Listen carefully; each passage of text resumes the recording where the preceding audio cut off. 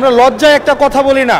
এখন এই পার্লামেন্টের সেকেন্ড মোস্ট জুনিয়র হিসেবে একটা কথা বলছি মানে আপনাদেরকে, সেটা হচ্ছে যে আমাদের একটা ইউনো মহোদয়ের একটা গাড়ি থাকে, উপজেলা চেয়ারম্যানের একটা গাড়ি থাকে, আমরা ভাড়ায় গাড়ি চালাইতে হয়।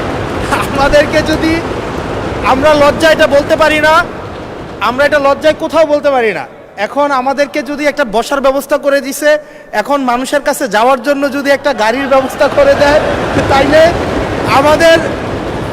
আমাদের জন্য একটু সুবিধা হয়, মানুষের কাছে একটু যাইতে পারি। যে ছোটদেরকে কখনো না বলতে নাই, তাদের আবদারে সবসময় হা বলতে হয়। হাসনাত আব্দুল্লাহ বলে ফেলেছে, সাথে সাথে না না বললে আমি বেশি খুশি হইতাম।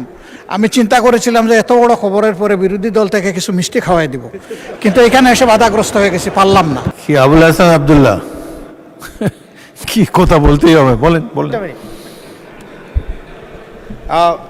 আমি সবসময় হচ্ছে বিভিন্ন মানে বিরোধিতার জন্য দাঁড়াই।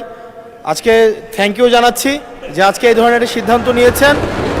আমার এই অপোজিশন থেকে আপনাদের সবাইকে থ্যাংক ইউ জানাচ্ছি যে একটা বসার অন্তত জায়গা হয়েছে। আমরা লজ্জায় একটা কথা বলি না।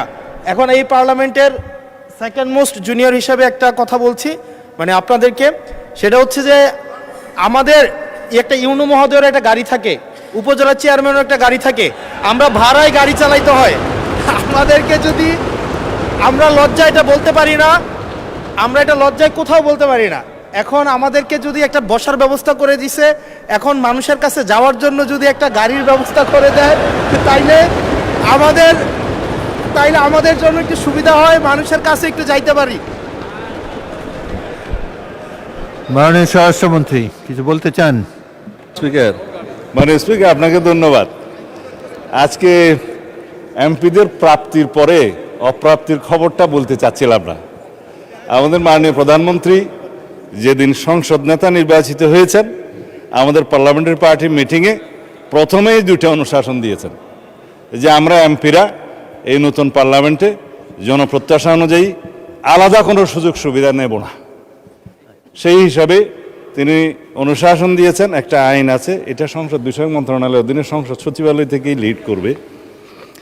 এই আইনে আমরা একটা সংশোধনী আনবো যে এই মহান জাতীয় সংসদের কোনো সদস্য আমরা ট্যাক্স ফ্রি গাড়ি নেব না। এইটা মাননীয় সদস্য বাদে বাকি সবাই তালে দিছে, কিন্তু আমাদের মাননীয় সদস্য ছাড়া দিছে। তবে সংসদ সদস্যগণ নয়, শুধু বাংলাদেশের এই সরকারের সমস্ত মন্ত্রী, সরকারি কর্মকর্তা যারা গাড়ি পায়, তেল পায়, সেটা আমরা ক্যাবিনেটে একটা ডিসিশন নিই। ইতিপূর্বে আপনারা নিশ্চয়ই নিউজ পেপারে দেখেছেন, এই ক্রাইসিসের সময় শতকরা 30% তেলের বরাদ্দ আমরা কমিয়ে দিয়েছি এবং কৃচ্ছ্রতা সাধনের উদ্দেশ্যে সরকারি কর্মকর্তাদের আপাতত লোন সুবিধা যেগুলো আছে সেটাও কাটিল করা হয়েছে ফর দি টাইম বিং। এই সমস্ত এগুলো আমরা সবই জনবান্ধব এবং জনপ্রত্যাশা অনুযায়ী যাচ্ছি, আমাদের মাননীয় প্রধানমন্ত্রীর নির্দেশনা অনুযায়ী।